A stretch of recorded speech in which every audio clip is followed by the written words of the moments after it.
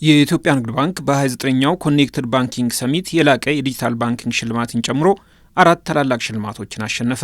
ዓለም አቀፉ የስትራቴጂክ ጥምረት ማዕከል ICSA በአዲስ አበባ ስካይላይት ሆቴል ባካሄደው 29ኛው ኮኔክትድ ባንኪንግ ሰሚት ላይ ባንካችንና የባንካችን ከፍተኛ አመራሮች የክብር ተሸላሚ ሆነዋል።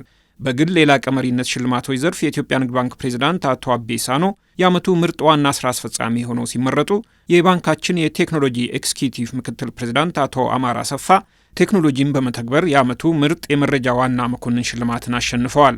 የኢትዮጵያ ንግድ ባንክ የመረጃ ስርዓት ደህንነት ምክትል ፕሬዝዳንት አቶ ስዩም ዳምጦ ደግሞ የዓመቱ ምርጥ የመረጃ ደህንነት ዋና መኮንን በመሆን ተመርጠዋል። በዚሁ መርሃ ግብር ላይ የኢትዮጵያ ንግድ ባንክ የዲጂታል ባንክ አገልግሎትን ተደራሽ በማድረግና በዘርፉ ባሳየው የላቀ የፈጠራ ስራ ምርጥ የዲጂታል ባንኪንግ ሽልማት አሸናፊ ሆነዋል። ዓለም አቀፉ የስትራቴጂክ ጥምረት ማዕከል ICSA በአፍሪካ የፋይናንስ ትስስርን ለማጠናከር በመንቀሳቀስ ላይ የሚገኝ ተቋም መሆኑ ይታወቃል።